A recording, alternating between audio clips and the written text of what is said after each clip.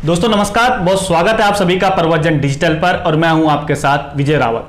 दोस्तों अक्सर हमारे मन में एक ख्याल आता है कि जो सरकार हमने चुनी है आखिर वो किस प्रकार काम कर रही है। क्या वो अभी तक हमारी अपेक्षाओं पर खरी उतर पाई है कि नहीं उतर पाई है। क्या जो हमने सोचकर जो वोट दिया था क्या उस प्रकार से काम कर रही है। क्या वो जनहित के मुद्दों पर काम कर रही है और जो जनहित के मुद्दों पर काम कर रही है वो क्या जमीनी स्तर पर नजर आ रहे हैं कि नहीं आ रहे हैं। तमाम तरीके की जो शंकाएं हैं हमेशा हमारे मन में चलती रहती है, क्योंकि जो विपक्ष होता है वो भी तमाम तरीके की प्रोपेगेंडा फैलाते रहता है ताकि हम भ्रमित होते रहें और एक्चुअल में हमें पता ही नहीं चले कि सरकार किस प्रकार से काम कर रही है। या कई बार ऐसा होता है कि सरकार जानबूझकर हमें भ्रमित करती है, हमें ऐसे ऐसे मुद्दों में उलझा कर रखती है जिसका कोई भी जन सरोकार से संबंध नहीं होता है। दोस्तों हम तर्कपूर्ण बातों के आधार पर और आंकड़ों को देखते हुए सरकार की समीक्षा करते हैं और देखते हैं कि क्या सरकार वाकई में काम कर रही है कि नहीं कर रही है, आखिर हो क्या रहा है हमारे स्टेट में। तो दोस्तों कुछ प्रिंसिपल्स अपनाते हैं और उनके तहत हम देखते हैं कि सरकार इस कैटेगरी में कितना फिट हो पाती है। सबसे पहले हम चेक करेंगे लीडरशिप क्वालिटी, उसके बाद हम सरकार का मैनेजमेंट चेक करेंगे और लास्ट में आता है हमारे पास अकाउंटेबिलिटी की जवाबदेही। उसके बाद हम सरकार की जवाबदेही तय करते हैं। तो सबसे पहले हम बात करते हैं लीडरशिप क्वालिटी के बारे में। अगर हम सेंटर की बात करते हैं तो सेंटर में हम लीडरशिप क्वालिटी अपने प्रधानमंत्री के अंदर देखते हैं कि हमारे प्रधानमंत्री किस तरीके से काम कर रहे हैं, क्या जनता उनके कामों से संतुष्ट है कि नहीं है। और अगर हम स्टेट में बात करते हैं तो स्टेट में लीडरशिप क्वालिटी हम अपने मुख्यमंत्री के अंदर देखते हैं और देखते हैं कि जो मुख्यमंत्री है लोग उनसे कितना खुश हैं। आखिर हम पॉपुलैरिटी किसी की देखें तो किस प्रकार से देखें, क्योंकि तमाम तरीके के फर्जी अवार्ड दिए जा रहे हैं जिसमें नंबर 1 सीएम बोला जा रहा है, नंबर 1 कैबिनेट मिनिस्टर बोला जा रहा है, लेकिन एक्चुअल में हम कैसे देखें कि जनता के बीच किस प्रकार का रुझान है अपने नेता के प्रति। तो दोस्तों सबसे सिंपल फंडा है, आप एक फोन उठाइए और सोशल मीडिया पे किसी भी माध्यम से, जैसे कि हमारे पास सोशल मीडिया हम यूट्यूब से सर्च मारते हैं कि हमारे सीएम साहब की कैसी पॉपुलैरिटी, तो सिंपल आप फोन उठाइए और फोन पर सिर्फ त्रिवेंद्र सिंह रावत सर्च मारिए। ये आप सब भी करके देख सकते हैं तो तमाम तरीके की वीडियो आप पे खुल जाएगी। तो किसी भी वीडियो को आप उठा के देख लीजिए, जैसे कि मैं उठा के देखता हूँ। ये लल्लन टॉप एक बहुत फेमस चैनल है, उसमें सीएम की वीडियो है जिसमें करीबन 2,17,000 व्यूवर्स आ चुके हैं और करीबन कमेंट 1,300 लोगों के कमेंट है। तो अगर आप इस पूरे कमेंट को अगर पढ़ते हैं, इसमें ये देखिए किस प्रकार के लोग कमेंट करते हैं कि घटिया सीएम हैं, ये उत्तराखंड के मुख्यमंत्री बनने लायक नहीं है, मोदी जी के प्रधानमंत्री बनने की गंगा इनकी हाथ धो दिए। तमाम तरीके के कमेंट हैं। तो ये सिर्फ एक वीडियो में इनके कमेंट नहीं है, बाकी अगर आप और वीडियो भी अगर देखें तो कोई सा भी रैंडम वीडियो उठा के देखिए और उसके कमेंट पढ़िए। तो जब हमने इसमें देखा था कि हमने जब त्रिवेंद्र सिंह रावत सर्च किए थे और करीबन स्टार्टिंग के 5 वीडियो हमने देखे थे, तो 5 वीडियो में तकरीबन 3,000 कमेंट आ रखे थे और 2,500 कमेंट नेगेटिव आ रखे थे, जिसमें 1,500 कमेंट में घटिया बेकार जैसे शब्दों का यूज हो रखा था। तो आप इस बात से अंदाजा लगा सकते हैं जो उत्तराखंड में सीएम की जो पॉपुलैरिटी है वो बिल्कुल शून्य है, यानी कि जनता उन्हें बिल्कुल भी उनके कामकाज से खुश नहीं है। ये आप भी करके देख सकते हैं सोशल मीडिया पे। दोस्तों नंबर 1 का अवार्ड मिलना और धरातल पर आपकी पॉपुलैरिटी होना, दोनों में बहुत अंतर होता है। अब लीडरशिप क्वालिटी का दूसरा सेगमेंट हम देखते हैं जिसमें डिसीजन मेकिंग एबिलिटी हम चेक करेंगे।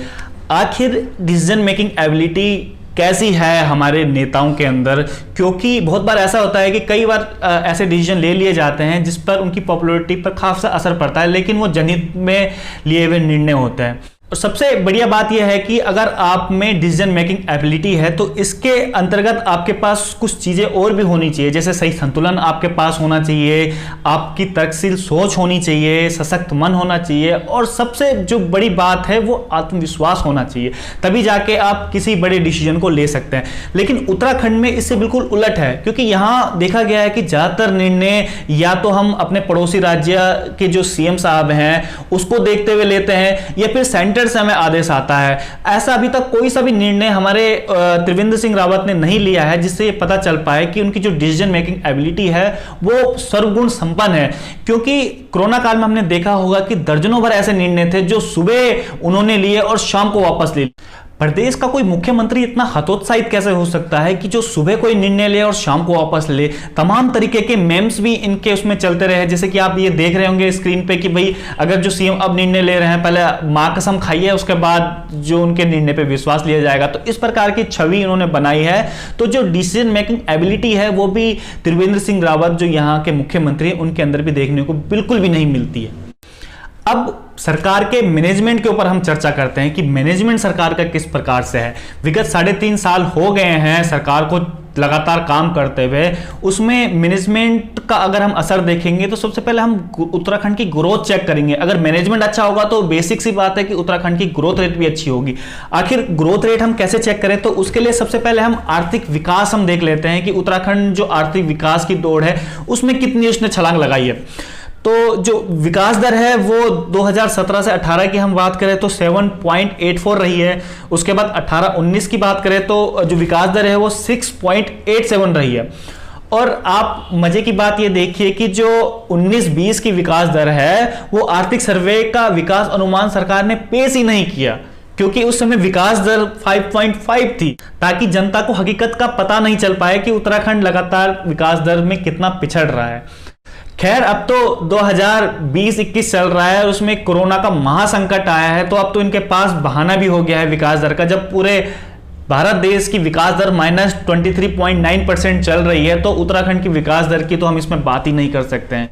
हमने सोचा था कि जो उत्तराखंड है जो लगातार कर्जे तले दबे जा रहा है वो शायद इससे उभर पाए, लेकिन 9 नवंबर 2019 तक हम पर 56,000 करोड़ का कर्जा हो चुका है और इस कर्जे के ब्याज देने के लिए हम सेंटर से उल्टा कर्जा लेते हैं। क्या आप समझ पाए कि कर्जे का ब्याज देने के लिए हम कर्जा ले रहे हैं? यह स्थिति उत्तराखंड के समय हो चुकी है।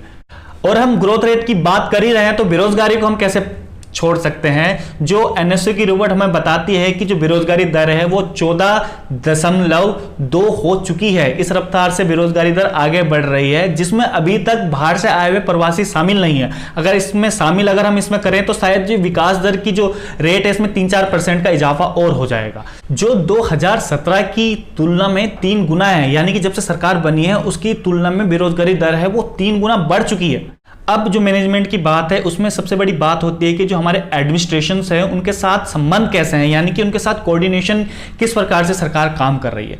तो कोऑर्डिनेशन हम देखें तो जो यहाँ के कैबिनेट मंत्री हैं अरविंद पांडे जी, वो खुले मन से कहते हैं कि अधिकारी उनकी सुन नहीं रहे हैं, इसलिए अब उसकी शिकायत वो सेंटर में जाके करेंगे। ये केवल एक ही मामला नहीं है, इससे पहले जो राज्य मंत्री हैं रेखा आर्या वो भी इस बात को कह चुकी है। तमाम विधायक अपनी ही सरकार के प्रति धरना दे चुके हैं कि अधिकारी उनके शासनकाल में सुन नहीं रहे हैं। तकरीबन अभी 15 विधायक खुद जेपी नड्डा से मिलकर आए हैं और ये शिकायत करके आए हैं कि भाई उनकी जो नौकरशाह हैं जितने भी ब्यूरोक्रेट से वो सुन नहीं रहे हैं। यानी कि जो सामंजस्य होना चाहिए एक शासन और प्रशासन के बीच, इसको कायम रखने में भी बिल्कुल ये सरकार कामयाब नहीं हो पाई है। इससे आम जन में तो फर्क पड़ ही रहा है और साथ ही साथ हमें जो प्रशासन का मैनेजमेंट है वो समझ में आता है कि जो शासन और प्रशासन का मैनेजमेंट है वो किस तरीके से बिल्कुल फेल है।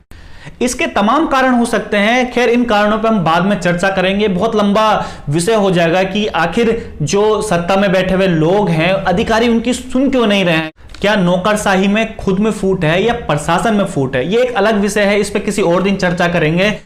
अब बात करते हैं अकाउंटेबिलिटी के ऊपर। सबसे बड़ी बात होती है जवाबदेही की। जो सरकार हमने चुनी है उसकी जवाबदेही होती है कि जो उन्होंने वादे किए थे अपने मैनिफेस्टो में, जो बड़े बड़े वादे कसीदे कसे गए थे, आखिर धरातल पर वो क्यों कामयाब नहीं हो पा रहे।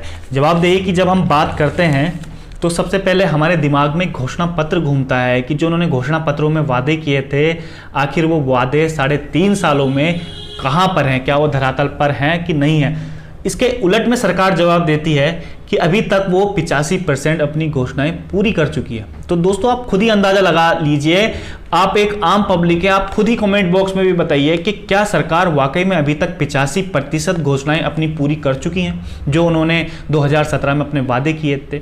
और दूसरा, हमारा एनएसओ की रिपोर्ट साफ बताती है कि जो बेरोजगारी दर किस हिसाब से बढ़ रही है और हमारे सरकार के मुख्यमंत्री कहते हैं कि -1% बेरोजगारी है। और हमारी सरकार झूठी अफवाहें फैला रही है, झूठी बातें कर रही है, झूठे वादे अभी तक कर रही हैं, जो अभी तक काम वाकई में नहीं हुए हैं उन कामों को गिना रही है। दोस्तों 20 साल बाद आज हम उसी पायदान पर खड़े हुए हैं जहां पर हमने 20 साल पहले शुरू किया था, और मैं तो कहूंगा कि हम और पीछे आ चुके हैं। आज भी हम पलायन की बात कर रहे हैं, आज भी हम रोजगार की बातें कर रहे हैं, आज भी हम शिक्षा और स्वास्थ्य की बातें कर रहे हैं। तो ये समझिए कि 20 साल से आखिर हमें मिला तो मिला क्या। क्योंकि बातें करनी बहुत आसान होती है कि हम डबल इंजन हैं, हम जीरो टॉलरेंस हैं, लेकिन जमीनी हकीकत क्या है ये लोगों को समझना बहुत जरूरी है। तो आपने देखा कि हमने आंकड़ों पे बात करी, हमने तर्कपूर्ण बातें करी, और हमने आपको बताया कि आपकी सरकार किस तरीके से काम कर रही है। आपको क्या लगता है कि सरकार को और किस तरीके से काम करना चाहिए? अपने विचारों से हमें अवगत कराइए, कमेंट बॉक्स में लिखिए और हमें बताइए कि आप क्या सोचते हैं इस सरकार के बारे में, कि इस सरकार ने विगत जो 3.5 सालों में किस तरीके से काम किया है, किस प्रकार का हमें मुख्यमंत्री मिले हैं, और क्या आप इस सरकार के काम से संतुष्ट हैं कि नहीं है? आप हमें कमेंट बॉक्स में बताइए। तो नेक्स्ट वीडियो में हम इसका जिक्र जरूर करेंगे। तब तक के लिए आप देखते रहिए प्रवचन डिजिटल। धन्यवाद।